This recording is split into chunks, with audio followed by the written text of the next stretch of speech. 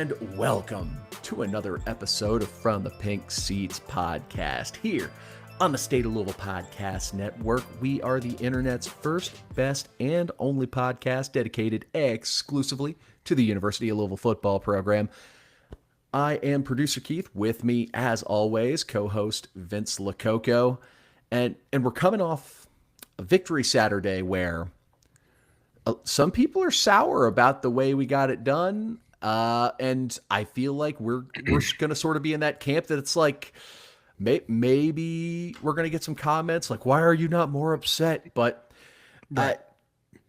it'll be a weird one. Before we dive into the episode, if you haven't already, if you're watching us on YouTube or if you're watching us on Twitter, make sure to drop a follow, hop on over to the YouTube, hit that subscribe button like I have in the background right there. If you're on Twitter, hit that follow, and then make sure you follow all the accounts associated with the show at the State of Lou. That's where you're going to be watching this if you're on Twitter, at Pink Seats Pod, the football podcast account. That's where we're popping off mostly on game day. At Producer Keith is mine. At Vincent Lococo is Vince's. And again, if you're hopping into one of these live shows and you want to be part of the conversation, head on over to the YouTube channel, hit that subscribe button, and hop into the live chat so you can join the Pink Seats party deck. We got people already hopping in early. And, you know, that's sort of my vibe. Like 6-1, let's freaking go. Go Cards. Right. This is the type of stuff I love to see. And it was an exciting weekend because Saturday, you know, the game started at 7, but man, the party, it got started at 9 a.m. I was rolling out of bed and I was waking up to like 30 text messages from Keith about the huddle. This is great.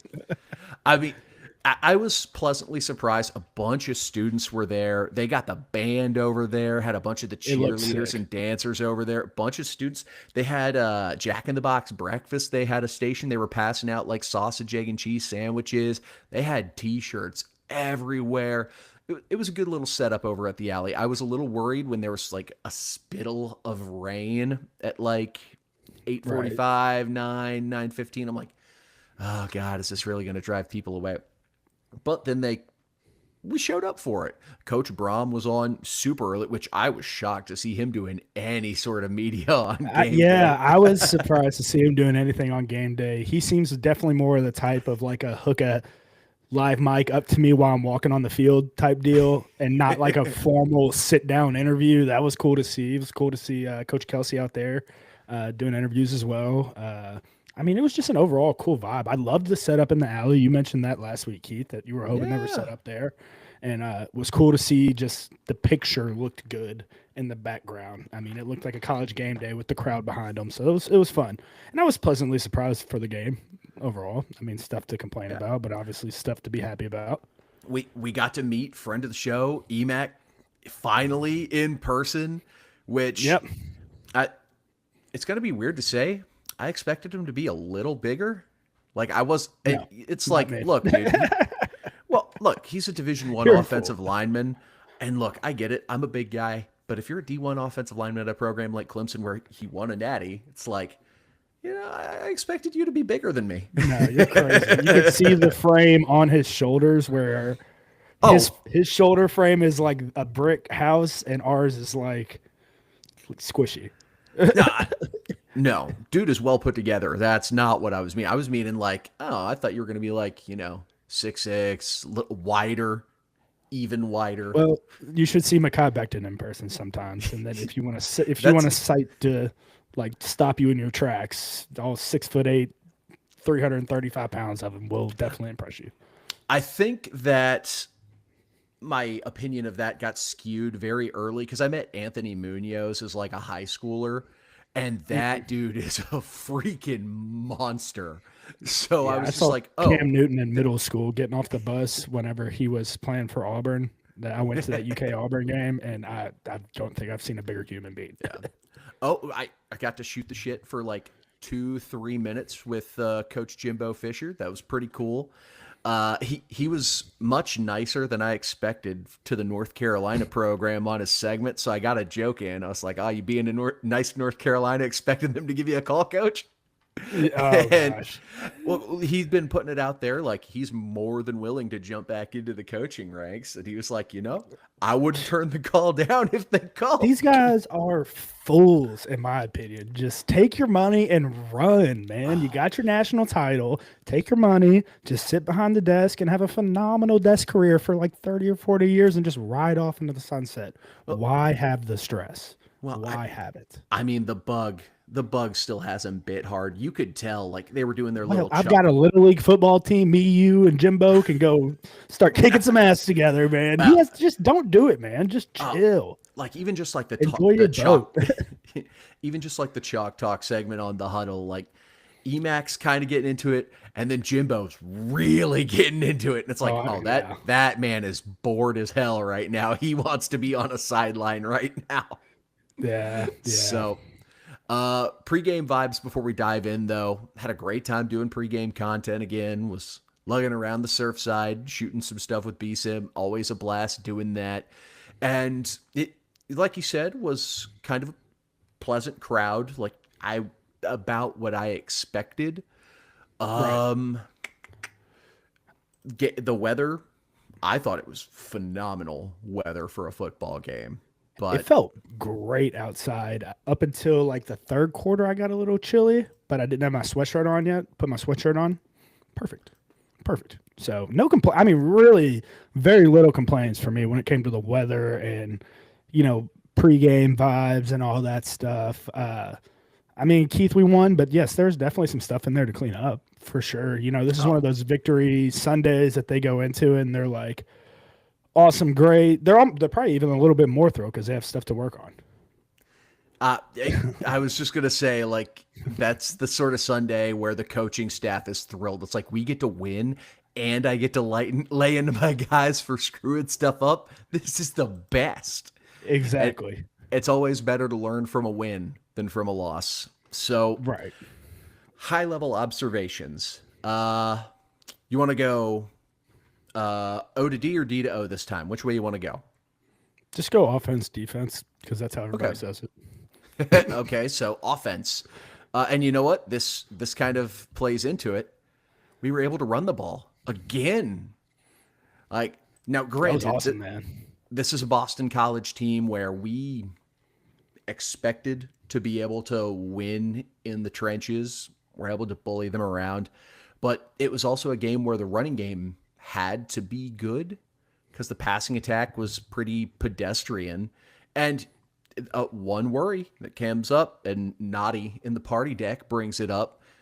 We won, but, Lacy, he only had, I believe, 5 catches for like 40, 45 yards. Bell only had, Yep. I think, 4 or 5 catches for 50 yards. And Brown fumbles again. That's back-to-back games with a fumble. This time, though, I believe our defense was able to take advantage and get the ball right back almost immediately. So that one didn't come back to bite us. But, you talk about the fumbles, but you also have to talk about, like, the multiple 60-plus yard runs Isaac Brown had. Like, Just unreal. And, I mean, Coach Brohm even talked about it in his presser. It's like, yes, you would like him to have 2 hands on the ball more regularly, but when you're covering the ball up like that, you lose some of your wiggle and you lose some of that elusiveness that makes him so special. But, man, just tape it what a to friggin' to game. his arm and have him walk around the facility with it taped to his arm. See, I'm always just like, make him carry it around campus, and if someone other than him brings the ball back to the coach's office after class, That's him. definitely what I would do. Like, if I was a coach, I would definitely do that for sure. So Isaac Brown, though, phenomenal game. O-line, they finally bullied a team. We'd been begging them all year to bully a lesser Yeah. trench team, and we finally got to bully someone. And yeah, passing game was pedestrian. We had another bad Miller Moss interception, which on retrospect probably looked a lot worse than it was because it got batted at the line. Just hit your check Still. balance, man. You got to Yeah. realize kind of where the defenders is in front of you, the defensive lineman, one who tipped the ball, and then two, even if that got through, you're throwing it in a really, really tight window That's that you're tight likely window. not going to get the ball into. So Like that's you need like 2 levels up in arm talent if you want to try fitting balls in Yeah. windows like that, man. Maybe that was like a heat check thing for him, whatever. Maybe. But I like, again another turnover that we got lucky didn't come back to bet. This was a weird game. Like it happened almost exactly like we talked in the first half. Like Boston College put one super long methodical drive together in the first yeah. quarter, kicks a field goal. We immediately turn around, shove it down their throat. They put another long drive together, score. We immediately turn around, go get them. Like it was a weird one. And then in the second half, it turned into a turnover fest. But defensive side of the ball, defense. Now this was a weird game because like we were trailing for a decent little portion of the first half. I was never worried about this game because of the I defense. wasn't worried. Yeah, I agree. I was never worried about the defense crumbling, folding, anything like that. They're playing at a really high level right now, Keith, where it's multiple guys around the football at all times. The pass rush is just so fun to watch. Even the guys in the back end, yes, we had some hiccups where it might have been shaded over a little bit too much or bad eyes, but I mean, the guys are getting home, they're creating turnovers, they're flying around with the football, and they're hitting hard. And I saw instances where, we had 2 plays where we messed up on something, and then we come back and clearly take coaching and make an adjustment and end up making a play on the ball. So it's like, as long as we're making in-game adjustments and things like that, I'm really happy. Yeah, yeah, defensive line was phenomenal again. Boston College had a little bit of success running between the tackles, but I wouldn't say they had a good day at the office. I think they carried the ball, 36 carries for a grand total of 116 Yeah. yards. 13 of those carries coming from the quarterback, just running for his life on broken plays. So, again, another He game had, where I think it was that first drive, Keith. We mentioned the long methodical drive. He had like, I think 2 or 3 draw plays that were really. I was like, man, if they keep running this could be a problem for us. But I mean, I think they eventually went against running it for whatever reason.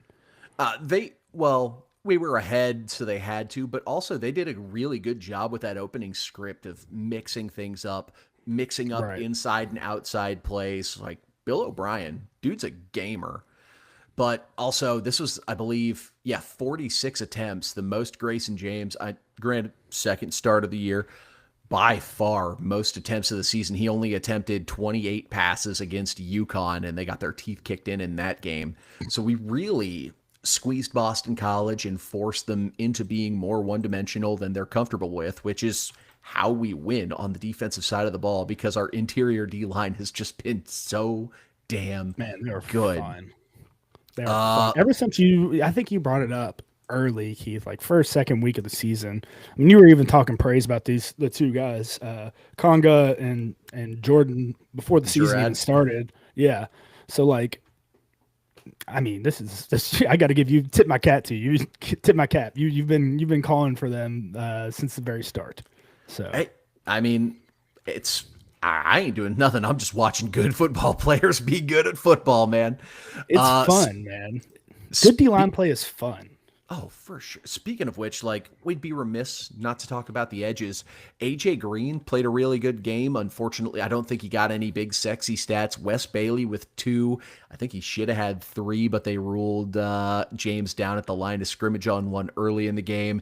And then he doesn't, again, someone who doesn't have like sexy stats, but Clev Lubin, phenomenal play, dropping back or catching a pass or screen, dropping back, able to jump, get a hand on it, leading to a big man INT. We've got some freaking football players on this defensive line, man. Get that one, bro. I thought he was going to get his own bat down interception. That would have been sick. So, like, defensive side, though, I cannot sing the praises of the trenches enough. This was a game where we controlled the line of scrimmage on both sides of the ball and really just made Boston College uncomfortable, and it made things special teams easier. as well is becoming something that you're having to watch. Like you're having to tune in every time that we're on like the field in any capacity for special teams because I mean, even if we're punting the ball, our punter is going to drop one inside the 5-yard line now. Like what? I mean, it was a rough night punting last night. It was which we gave them their flowers last week, and like you said, pat them on the ass. I was fine with it. I mean, like they didn't do anything. Like I was more happy with the punt inside the 5-yard line. Everything else, I mean, like I can live with because our defense is really. I wasn't worried about Boston College's offense doing anything against our defense. For sure. Yeah, 2 punts inside the 20 out of the 6 total, one of which was down by Cooper Ranvier, the one inside the 5. They had lined up for field goal, faked out of it, turned into a punt, and then Ranvier just runs and catches it on the fly. That kid's an athlete, man. That's sick. I mean, like anytime you can catch it on the fly, like that play just gets me going. So those were the main high-level observations. Was there anything else that sort of you had in mind or was sticking to you? Nothing that's outside the game notes. All right. Well, before we dive into the game notes, we're going to take a quick second, run a little ad for our friends over at Burn Boot Camp, and then we'll be right back. Fellas, football season is here. And if you're looking for a place to get after it like you're still in the locker room, Burn Boot Camp is where you need to be. It's not your typical gym. This is all about community, accountability, and pushing each other to be better every day. Whether you're just getting started or already in game shape, Burn's group workouts have you covered with one-on-one personal training built right in. They've got locations in Louisville, Prospect, and Crestwood, so no excuses about not getting there. Morning, afternoon, evening, they've got classes that fit your busy schedule. And parents, you'll love this. They even offer complimentary child watch. Right now, you can sign up for a free 3-day trial with unlimited workouts. Check Burn Boot Camp online at burnbootcamp.com and see for yourself what it's all about. Then get off the sidelines and get in the game with Burn Boot Camp. Huge thank you again to our friends over at Burn Boot Camp. Vince, before we officially dive into the game notes segment, we got to take a quick trip around the ACC. We got so excited about the game that we just jumped right over it. So, and this will be relevant for our upcoming game. Virginia Tech have a life. Friday night game. They beat Cal in double overtime. I'm so happy to see the students there just not giving up on that team. The players not giving up on that team. Those guys are freaking battling, man. And they're making it's a football town, bro. That's what I'm saying. James Franklin needs to go there and just be happy. I'd hate it because, conference foe getting, of course, potentially but be a like, good coach. that's a good spot for him. I feel like that's just a good natural fit. And it's not too like he's already been recruiting in that area. So it's just switching things up slightly. Also, they're 3-2 since they dropped Brent Pry and went to the interim head coach. So might be playing their way into it. Might be playing his way into a gig. Georgia Tech, one of the teams ahead of us in the ACC title race, they pound on Syracuse. Just sucks that the Orange, they're a completely different team without Angeli, man. Miami bludgeoned Stanford in what I can only describe as maybe the ugliest uniforms I've seen since those Michigan State uniforms where instead of white, they went with like neon green on green. Yeah. Those were Purdue did one too, like that had a neon green for, I think it was a cancer game, but it didn't look good, Yeah, either that or the Gator uniforms that Florida had way back in the day. That was awful. Uniforms ugly, but Stanford, they were in a weird spot. Was Miami going to get off the mat after losing to us, or were they going to get back to kicking ass? And we appear to have their answer. And Stanford, unfortunately, was on the receiving end of that belt to Tukis application. Virginia, man, I was talking about it pregame. Wouldn't it be funny if North Carolina finally got one against the Hoos? And damn, they were so close. And, there's two schools of thought on this. Like, yes, cheer for Virginia because they'll do good. We need them to lose twice anyway for us to jump them in the ACC title race. So just let's have it look like a good loss as long as possible. Man, screw those bozos. I want them to lose so bad. And they've got a tricky schedule the rest of the way. Like, they've got a loss or two with their name on it. They have to go to Cal. So, road trip to the West Coast this weekend. A home game against a Wake Forest team that Dickert, he's doing a damn good job with the Deacons. We'll talk about them here in a second. They have to go to Duke. Duke, that offense can be spooky. They can put up points. And then, of course, things get weird in a rivalry game, home game against Virginia Tech to close the season. Wouldn't that be the way to send off your interim coach with a win against your in-state rival? Hilarious. So are you convinced Virginia will drop 2 of those 4 games? Yes. I'm convinced they will. I think Virginia will Virginia at some point this year. They've just been flirting with disaster so much. Yeah, you can't flirt with disaster that much without eventually disaster will hit. Yeah, like bad things are going to happen if you tempt fate enough. And another team that had been tempting fate, SMU, and they got Jake Dickert and the Wake Forest Demon Deacons, who are 5-2, by the way, 2-2 at ACC play. They get the win at home against SMU. They benched Robbie Ashford, switched to Sean Purdy. He was not great. They only put up 85 yards of rushing in this game. This was a freaking ugly game. There were 6 Wake Forest fumbles. There were 2 SMU fumbles. That's pretty ugly. It was such an ugly game, dude. Kevin Jennings, 21 of 39 for only $171 with an interception, and he had the highest QBR of any QB that played in this game. So the Mustangs now 3-1 in ACC play. That it sucks because you want to have good marquee games coming up on the schedule, but SMU was a team that looked beatable all year. They finally got. I would not be shocked if they got. They got Miami this weekend, so they probably going to get at least one more time. Then they have to go to Boston College. They could get got up there too. Hey, spooky nights in Chestnut Hill, man. It gets spooky up there this time of year. I've had a spooky night up there. So. This could be an SMU team. Like, I'm not hitting the button yet, but that's when I'm monitoring the quit watch situation on. Because they definitely could. I could see that for sure, Keith, with the ringer of games they have coming up, and then us as well on the schedule. So so definitely a possibility. I hope not, for the sake of us having a good opponent and a good matchup lined up.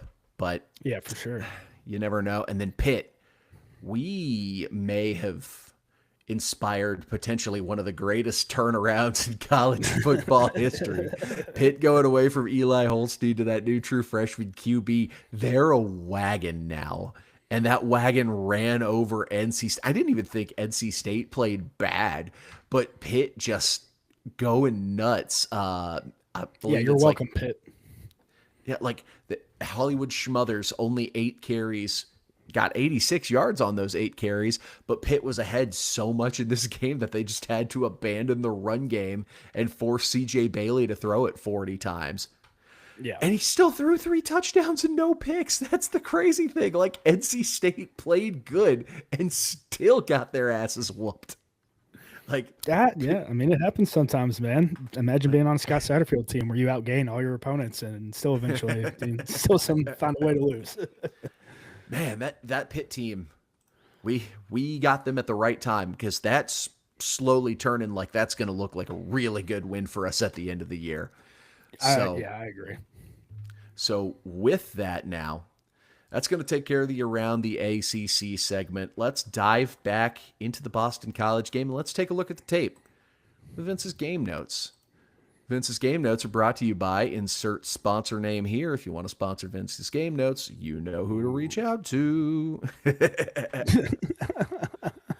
All right. Who they reach out to? I'm kidding.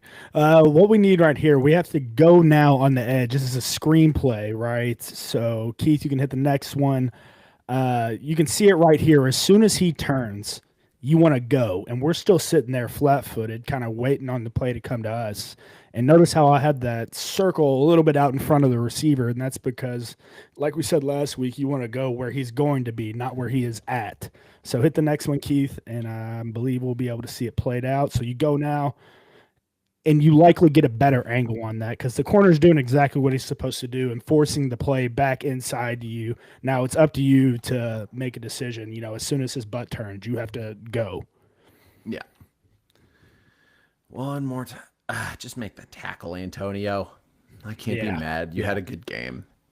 So yeah, right. That's how a lot of these are. Is like you can't really be mad at the player fully because as a whole the defense played a good game, but a lot of these are correctable mistakes. Like right here, this is a screenplay, damn near the exact same thing, Keith. And hit the next clip, you'll be able to see it better. Where it's going, we decide to go now. As soon as he turns, you go now, right off his butt, and you end up making a play. Like it's that simple. Where, as soon as he turns, you go. Yep. And unfortunate pause timing because it's like as you're seeing the forward lean to go. But one thing I want to point out, and part of the reason why some people might have been panicked about the offensive performance in this is still the first drive of the game, and we're 7 minutes into the first quarter. BC has the ball for another 2 minutes after this. Yeah, it's insane. That first drive was unreal game scripting. So previous weeks we have been talking about the tackles and their feet and stepping way too outside your base and making it a lot easier to get beat across your face. I want you to watch the tackle's feet right here because he is in perfect position to be able to take that step and keep blocking out or to, what he does. I believe he ends up washing the guy down right here. Keith, go ahead and hit the next one. You see this base right here? He can go outside or inside. He's good. He is good right where he's at, and now you can see it played out, I believe, with the next – no, still got one more. So at that point, Isaac just has one man to beat, and it's just stiff arm, make a play. Now, I will say now when you're, credit to that backside corner for BC not giving up on the play and actually getting him before the end zone. And Colin Lacy, too, I know you don't get a block, man, but the effort right there is awesome. So you see that right there. That's a play in previous weeks where we're getting beat across our face, and that's a TFL in the backfield. So for us to be able to take that outside step and then work back inside and wash the guy down and just provide a lane for Isaac to make a play is huge.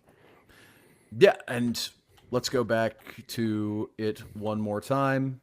Yeah, you see him big jab step out, works his way upfield with the right, and it's almost like he's baiting him inside, then gets around and just wash down. And then you got the one-on-one. It's really just being underneath yourself and being able to take that step, that outside step, and go inside, and also taking your inside and being able to go outside. It's a great base. Yeah, great base. It goes without. You normally say it for like skill position players, but offensive linemen, you got to be an athlete sometimes. And this is the case. Yep. Trevante Sylvester, heck of an athlete. So. This is that's drill work. That's drill tape right there, Keith. That's that's perfect. So what you're gonna get right here is split zone. Who is that? I believe that's Caleb Perry, if I'm not mistaken. That linebacker circled. So what he's looking at number 2, which is the tight end that's in that snug position, and he's gonna come across the field in the split zone, and Perry's essentially not gonna adjust his eyes back anywhere and get beat behind him. Keith, you'll be able to see it better. Yep. So his head still staring at the quarterback, Next one. It's right there at this point. You sink, look for work, don't just stand there and kill grass. Hit the next one, Keith, and I think it's played out. Yeah. So it's you see right here, just now turn your head and run. We can rally. They'll say we can rally to that running back out of the backfield. This is a big play we're giving up right here. We can come up and make a tackle on that running back. Keep sinking. Yep. And I'm just pausing it on this frame for the folks who maybe didn't catch it the first time. He gets caught sort of watching the quarterback and keeping an eye on this running back who's peeling out to the flats. And while we're doing that, they've got a tight end clip, Keith. Breaking us for 30. Yep. Just see right there, cruising. Just head didn't move at all, staring at the quarterback the whole time. If you're going to backpedal, and I can't even say anything, just get depth. Just go, turn and go. I'm just glad that the tight end wasn't able to keep his feet in and take off for more on that, because that had 6 all over it. This is pretty bad right here. Bad. This is just terrible, terrible eyes. Again, I want you guys to watch the stripe on the helmet provides for the perfect angle to show you where these guys are looking.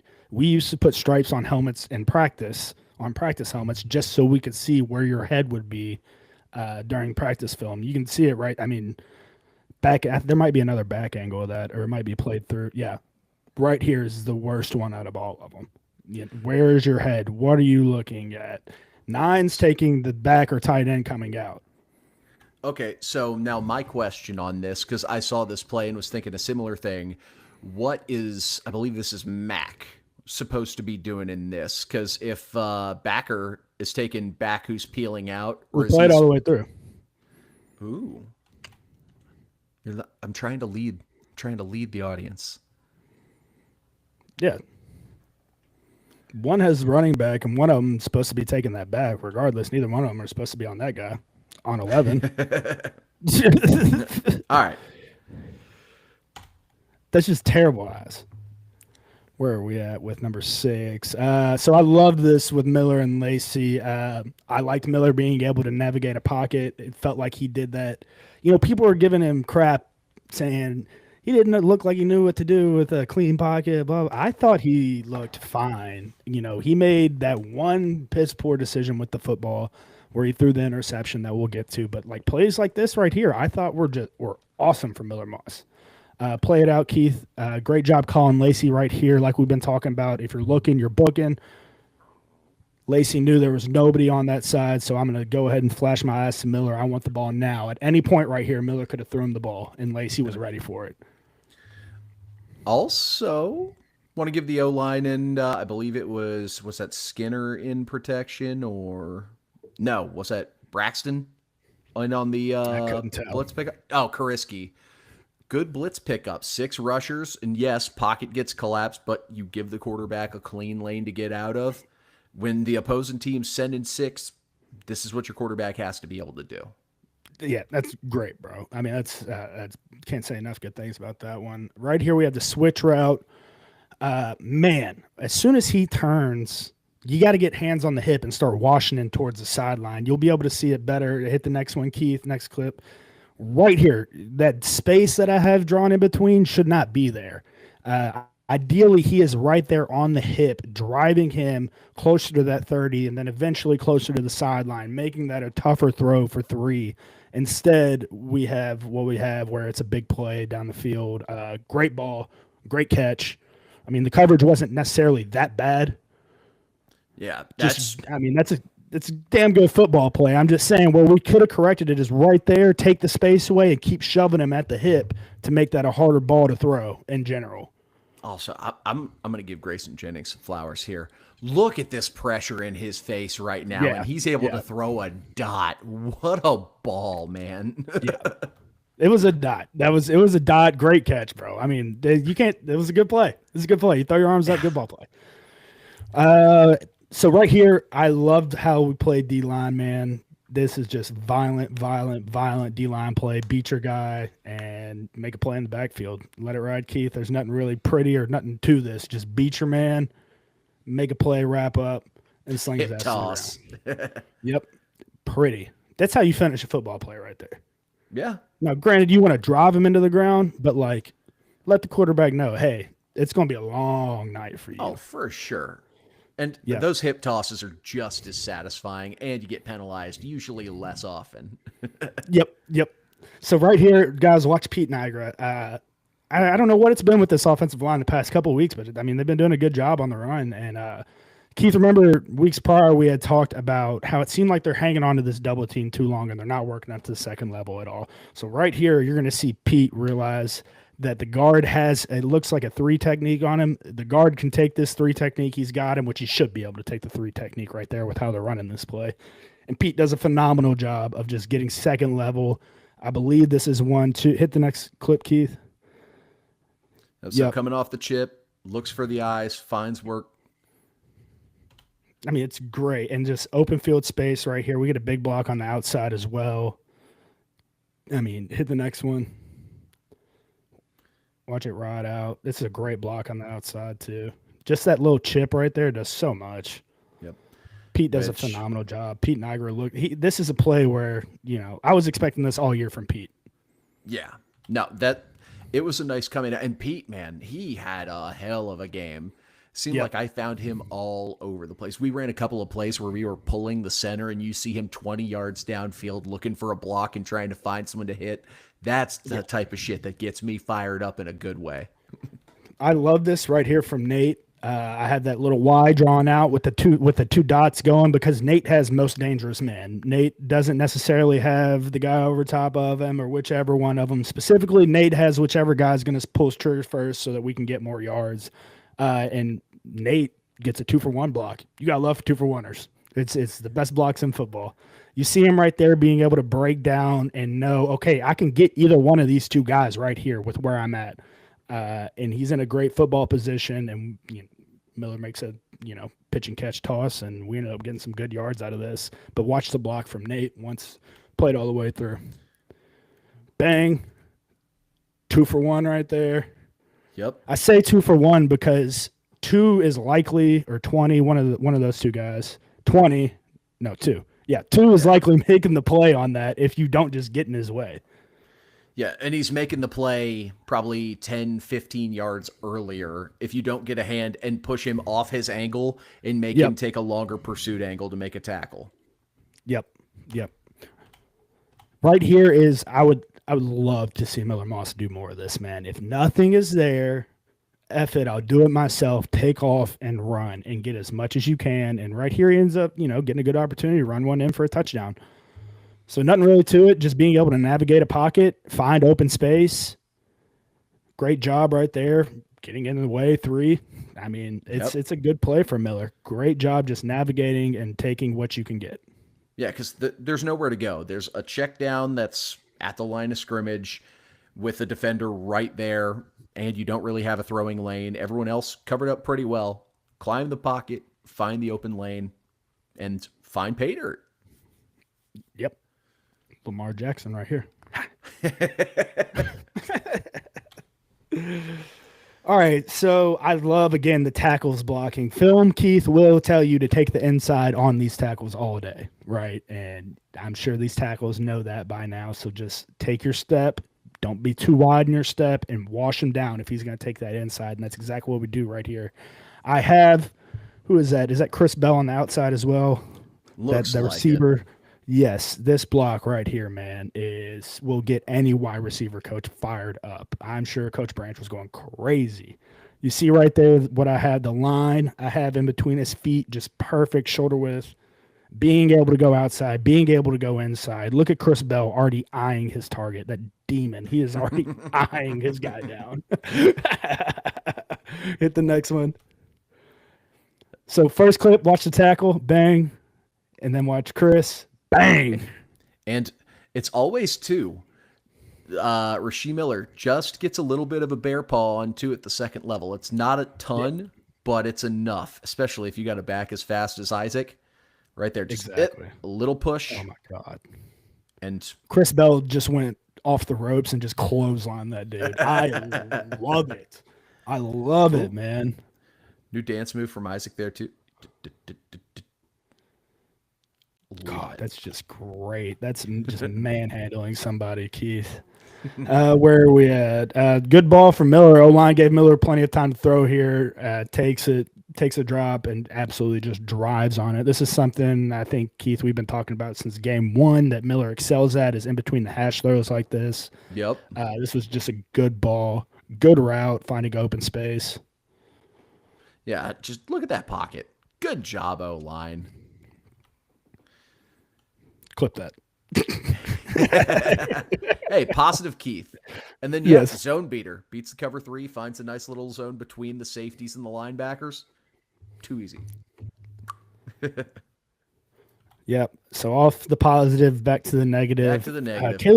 Caleb Perry, again, the same damn play. Eyes in the wrong spot and just gets beat just right behind him. Hit the next clip, Keith. See it again. I mean, he's right next to you at this point. He is right next to you, and you are just staring at the quarterback. And this one's bad because it ends up being for a touchdown. So hit the next one. Yep. We It's just and look, and any time a running back is bent over like that, Keith, he doesn't have the damn football. hey, He maybe never. maybe he's got doo-doo diarrhea while he's got the ball and he's just clenching it. Oh, my stomach. Like, but that's right there. That's right there. If I'm a running back coach, I'm sitting there saying that's why we carry out our fakes that way, because it gets linebackers like Perry to bite on it like this. And I mean, we already See him bite down, and he just goes right past it, man. That's a old high school Harry. Let me slide right past and find open space. And for those of you who are thinking, oh, that's weird, or do you have no, that's the second time he got beat on this exact concept in this game. Like Exactly. Boston College, they found a target, they attacked it, and they let that tight end eat.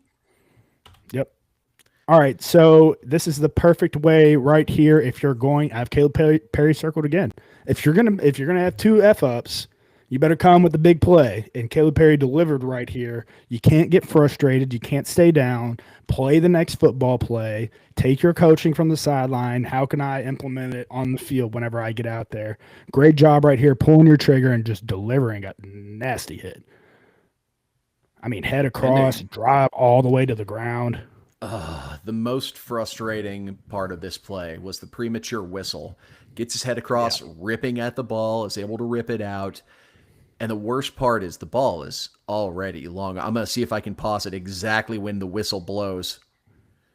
That's like right here is when the whistle blows. Yeah. And if you can't really tell from the freeze frame, there's the ball with Watts' hand on it. So just immensely frustrating. Now, granted, offense bailed the ref out there. We got the 6 points regardless, but still. Yep. Great job, Perry, on that one. All right, we got Miller to Lacy. This was a phenomenal route by Colin Lacy. I mean, just sexy. He sets him up just perfectly outside, and you'll see hit the next clip. You'll see right here where he freezes the corner's hips. And that's all it takes when you're as good as Colin Lacy is. Freeze the hips right there, and he's got you beat. He's getting across your face, and it's gonna be touchdown. This is one of the better balls Miller has thrown in his Cardinal uniform. This ball right here was a really good football for Miller. Stepping, pressure in your face, let it fly. I mean, Lacy didn't have to turn around. Yep, right between the hashes. Not perfect. I'm not going to say even good, but Isaac Brown actually getting in the rusher's way. Don't hit making play. A difference in pass pro. Look at Lacy right here. Look at that. Look at how he has that corner. You did not have to do that corner like that, Keith. You beat him so bad that Moss doesn't even have to drive into this one. He kind of throws it off his back foot a little bit, but keeps it on target. Want Lacy to hold on to that ball a little bit longer in the end zone in stadium. I thought he dropped it right there when the ball comes out. Yeah, that's fair. I thought we were not getting that thing away, man. I'm guessing the refs probably were like, okay, we cost this team a touchdown. We're not even reviewing this bad boy. It counts. It counts. All right, Keith, pat him on the ass, and he's shitting in our hand. Right here, you're just forcing it. I mean, we said it earlier in the show. You're just forcing it to an area where you don't need. Look at the running back right here. Keywan's available. I mean, in a much better throwing lane for you. I mean, just a much better throwing lane. Imagine him just stepping to the side there and just delivering a ball to Keywan. Instead, we're throwing into triple coverage. Well, you've got a throwing lane to Keywan out to the flats. You've got a throwing lane here to Lacy. It might be a bit of a hospital ball, but this linebacker's dropping, so Lacy might be able to put a little move on. I bet Lacy would sit it down right there in front of Miller Moss because that's what he's taught. Remember, Keith, what we've been talking about is if there's a guy out there, he's going to sink and sit it down. So, you're right. I just don't know what he saw here. Even if this comes out clean, that would yes, Bell has inside release, but you got safety help. If anything, this is where This is where you should be going over the top because seven ain't getting here in time. No. And if that ball's not picked off, I mean, obviously it's picked off by who is it? The D lineman? No, the D lineman gets a hand on it. 2 was picking it off regardless. That's where I was getting at. 2 was getting it regardless. Yeah, because he's already broken on the ball. And yes, that did knock some speed off of it. But you have a linebacker, you have 27, and you have 2 who's already making a mad dash across. Yeah. just if anything, he has to slow up to catch it there. So Yeah. All right. So if you're not going to get pressure, Keith, if you're not going to get the sack and you play D-line, what are you supposed to do? Jump. Get your hands up. Now, you might get your ribs broke by the offensive line, but you also might get a bat down, which leads to an interception. Hit play. And God, he's just so undervalued. Clev Lubin, such a smart football player. Keeps his hands off, disengages, sees balls coming out, gets hands up, damn near makes the pick himself. Turns it into a great volleyball set. And then, again, we're talking about linemen. Be an athlete. Gerard, make the play. Keith, the key word you said out of all that stuff, man, is the disengage. Playing offensive line, myself playing fullback, any of the offensive linemen we've ever played with, they're going to break your ribs in that situation if you jump. That's just what they're taught. They're taught to punish you whenever you leave the feet. And for you to disengage and be able to, like you said, give it a good little volleyball set, that's beautiful. It's an NFL play.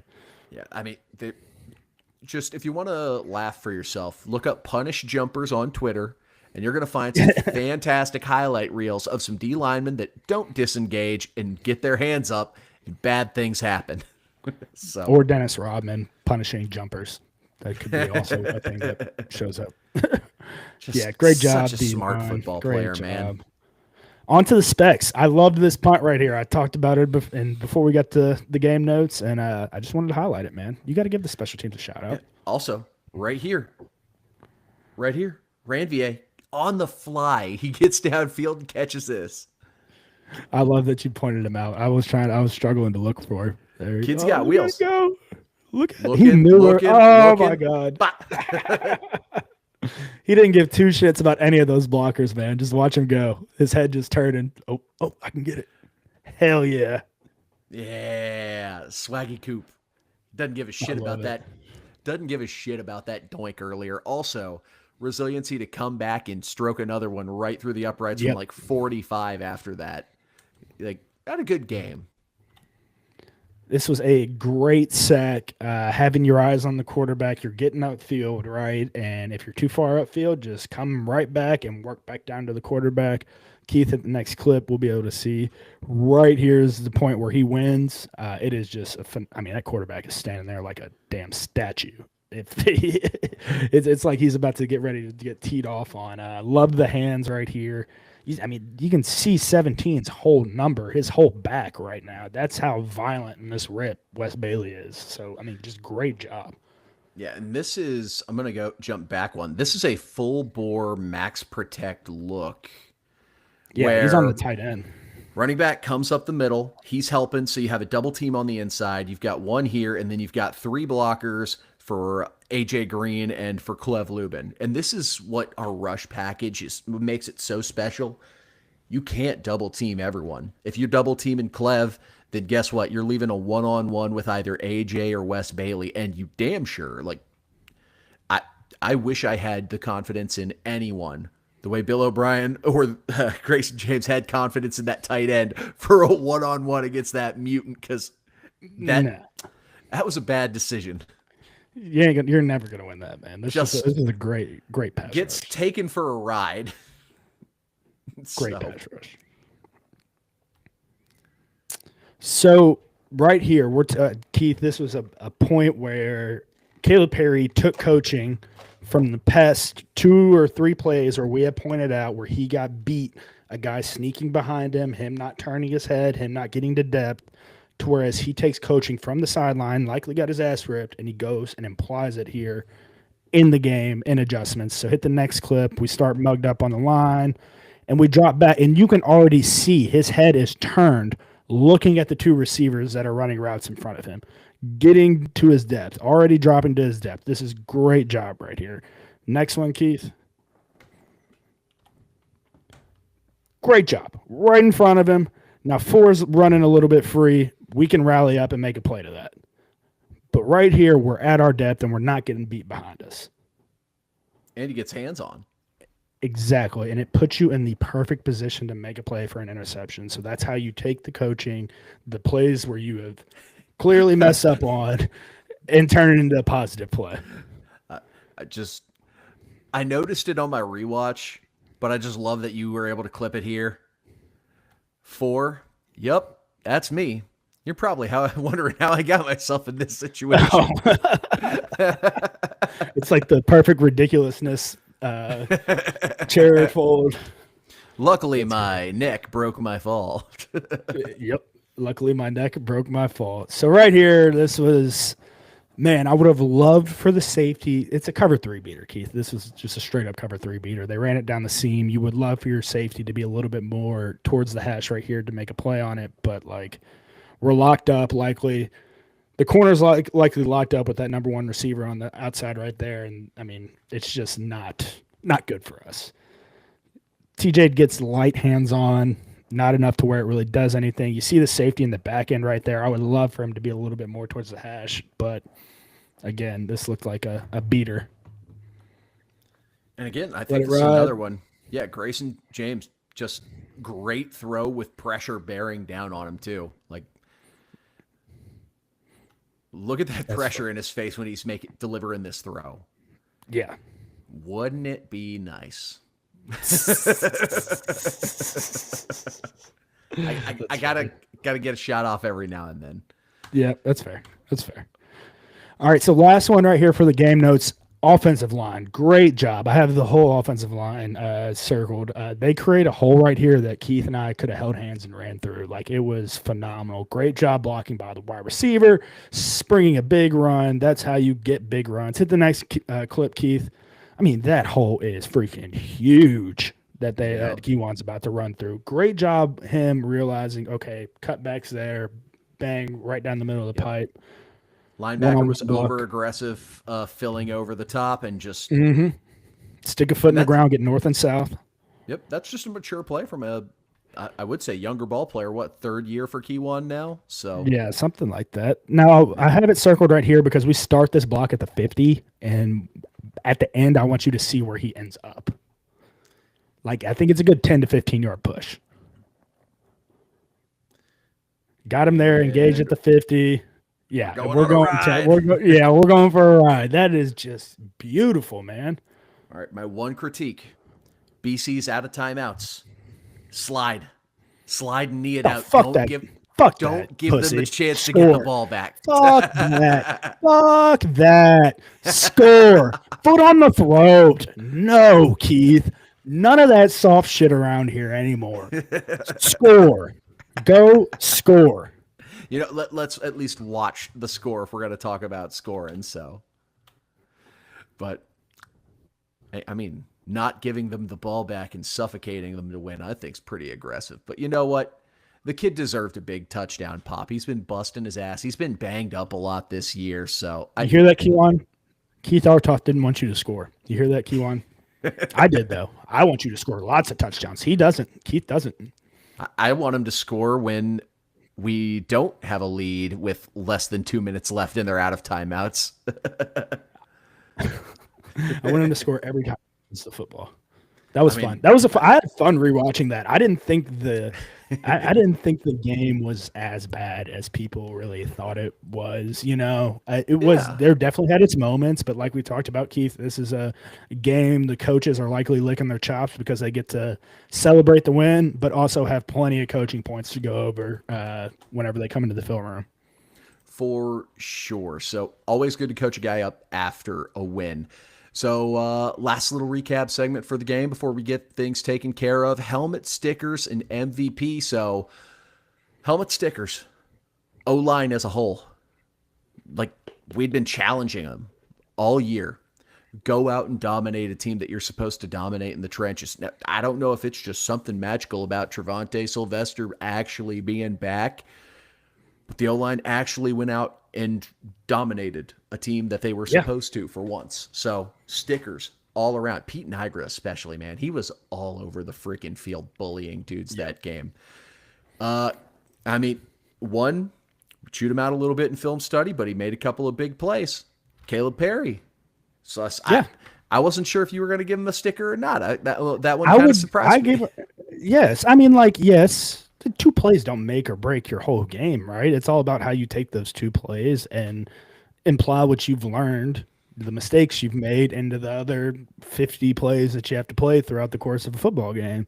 So, I mean, I was impressed with how Caleb Perry played. I was happy with how he played. I was frustrated at the plays he gave up, but it's correctable, and he corrected it. Yeah. Another one you had listed down in the linebacking core, TJ Quinn. Lead the team in tackles. Yeah, Great I mean, job. he was all over the friggin' place. And I mean, this is probably the most obvious helmet sticker give out that's ever going to be. We gushed about this entire unit for about 5 to 10 minutes during the game notes segment, at least. The entire D line, helmet stickers all around. You got passes deflected. We got 2 sacks. We got an interception. We stuffed up the run game again. Not a single individual 100-yard rusher again for a team that likes to run the ball again. Just all over the place. D-line, round of applause. Kewan Brown, we just talked about ending it with him. You had the dagger play to make it a 2-score game. Me and Vince, now this was one, if that was to, clear 25.5, we might not have been able to give you that helmet sticker, Kewan. But because it was only for 14, helmet sticker for you. That's fair. We had to get our point back. So, Kewan Brown, and then MVP. I know he had a fumble.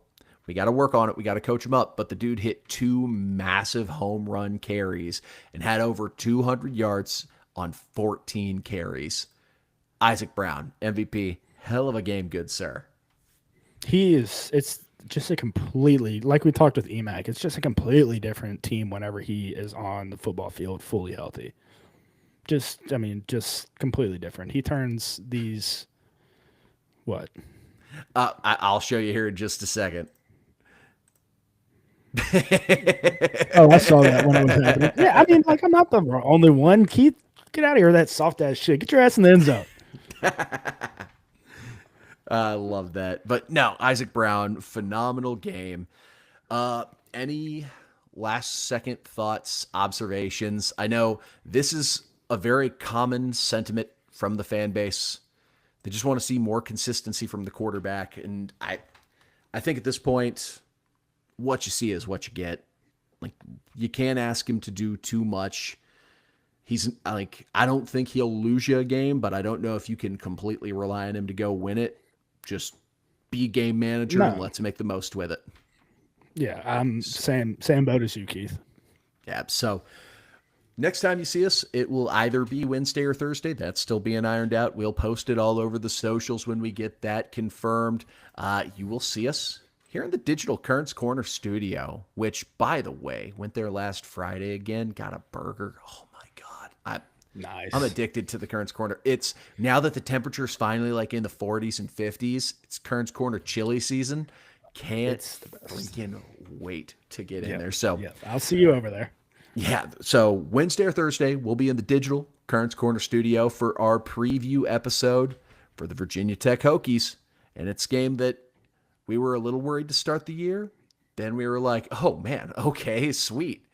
Now it's starting to look a little spooky again. Still, Louisville, for the most part, controls their destiny. We need a little help to get to the ACC title game, but we've got grander aspirations. Control what you can control, which is the next game in front of you. So, I want to thank you all, especially if you're in the Pink Seats Party Deck here in the YouTube chat. Shout out to you all for hopping in. Enjoy it. Now they're talking bourbon, what they were able to pick up in the party deck. Love to see that. I love it. So, thank you all. If you're watching us on Twitter, appreciate you tuning in. Make sure you drop those follows wherever you find us. If you're listening to the audio episode, make sure like, review, subscribe, unsubscribe, resubscribe, re-like, re-review, and we'll be back later this week. And as always, go Cards.